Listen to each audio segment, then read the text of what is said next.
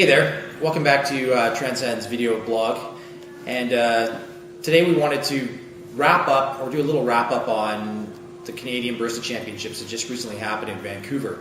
Hopefully some of you got a chance to watch as we streamed live last week. It was a really great week.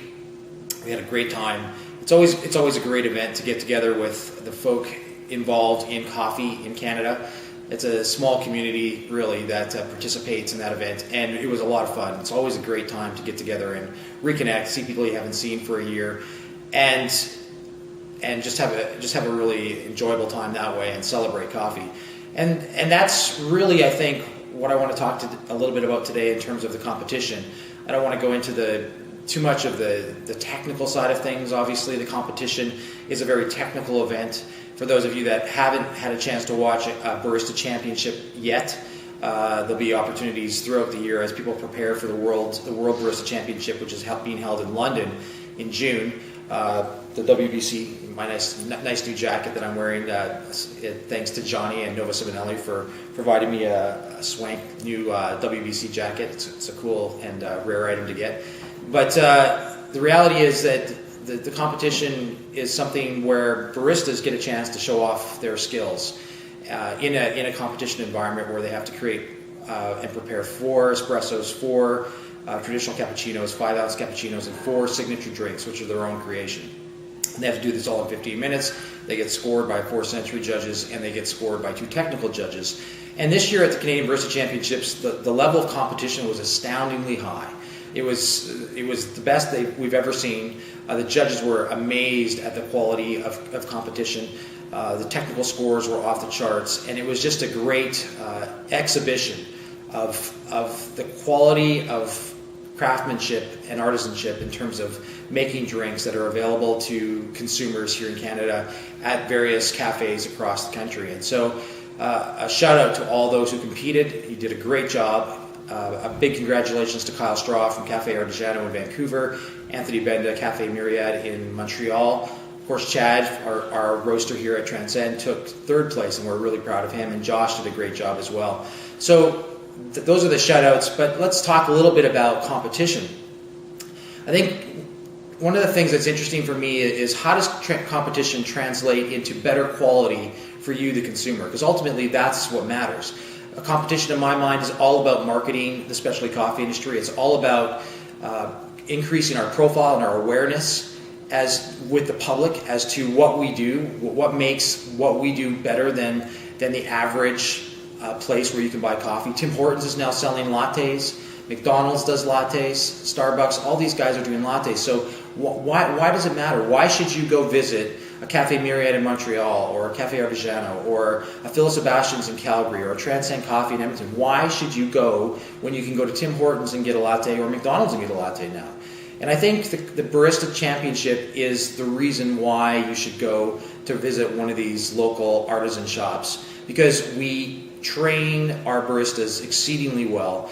The level of skill that they possess to properly steam milk and properly extract espresso and put together an amazingly tasty drink sets us apart. And that's just the bottom line, that the drinks and the preparation that go into competing really do make a difference in the cup. And I think not only that, but one of the things that we really learned this year as a small little company, and this is our 3rd year competing at the National Barista Championships, is that our coffee just gets so much better as well. Chad was competing with a single origin coffee from Costa Rica, the Sin Limitus, and he roasted that coffee probably 50 different times and worked really hard at establishing and finding the ultimate sweet spot, the ultimate place that coffee tasted best. And at the end of the day, it resulted in roasting half batches. We've got a tiny little roaster. We roast on a 7 kilogram Dietrich, and so we can put around 14, 13 pounds in that thing. But Chad was roasting 7.5 pound batches of that coffee in order to really achieve its maximum potential.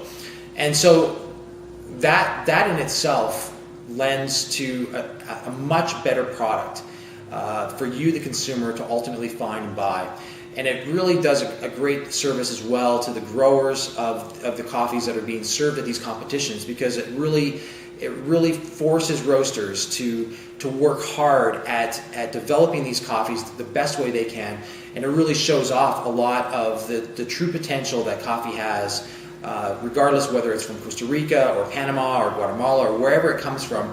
Roasters are working exceedingly hard to really dial those coffees in, which ultimately ends in a better product for you, the consumer. And so on that vein, where people have been asking about the Sin Limitus, the competition espresso that Chad used, we will be selling that coffee at $20 a half pound. I know it's expensive, but the reality is we've only got 50 pounds of it left, and it deserves to be sold for that price because it's so good. It's just an amazingly good coffee, and Chad has worked really hard at coaxing out all the nuances of that coffee.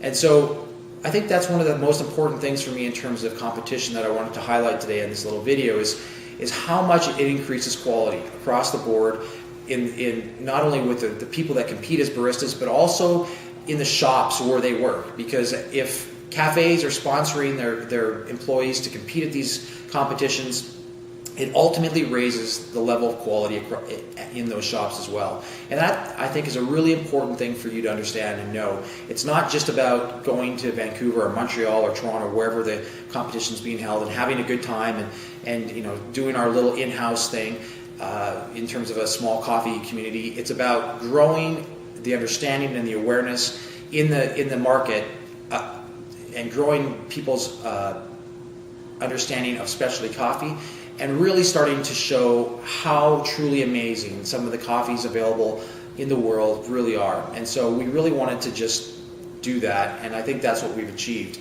Not only just Transcend, but all the people that participated this year in the Barista Championship. One of the other things I wanted to talk about today with you, the viewer, in terms of competition, barista competitions, is actually watching the competition online.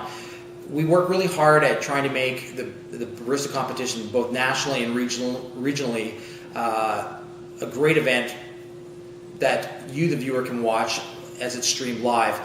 And I would love to know your feedback in terms of, if you actually watch this event or any other barista competition for that matter, how we can do a better job at that. How can we make it more exciting? How can we make that event more entertaining for you to watch? One of the things that was really interesting for us this last week, in terms of streaming that competition live, we use a service called Ustream.tv. It's a live streaming service, and we hover usually around 200 to 300 viewers online that watch the event at any given time. All of a sudden, though, at one point during, I think, the first day, our viewership jumped up to over 2,000 people, and we were all shocked by that. We didn't quite know what was going on, and we found out that we were actually streaming live in the top banner of Ustream's homepage.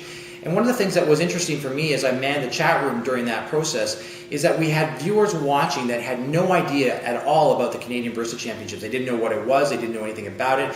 And so the comments were very rudimentary, very simple. What's going on? What's happening? What's this? What's that? And so I guess I'd love to know from you, the viewer, if we can do something better in terms of making the competition more accessible, more entertaining, more informative as it happens live. Because ultimately, that's really why we do competitions, is to promote the craft of the barista, to promote the specialty coffee industry. And if we're not doing that, if all we're doing is entertaining each other as sort of insiders in the coffee world, well, sure, competitions are fun, but it's not really achieving what we want to do with it. We want to make people more aware of the specialty coffee industry and the craft of the barista. And so if you have any ideas about how we can do this better, send me an email, comment on the video online, give us a call, however you want to communicate with us. I would really appreciate hearing back from you as to how we can make competitions in the future more exciting, more entertaining, more informative, more fun to watch. All right, that's it for me today. I promise that our next video will focus squarely back on coffee. Maybe we'll do a coffee tasting of the Sin Limitus, or a few coffees perhaps from Costa Rica. Well, whatever we do, next video, I promise we'll get back to the coffee, and we'll start to focus squarely on the coffee. Hope you've enjoyed this. We had a great time in Vancouver. A shout out to all those who worked so hard, all the volunteers who made that event such a great event. And we'll see you soon. Cheers.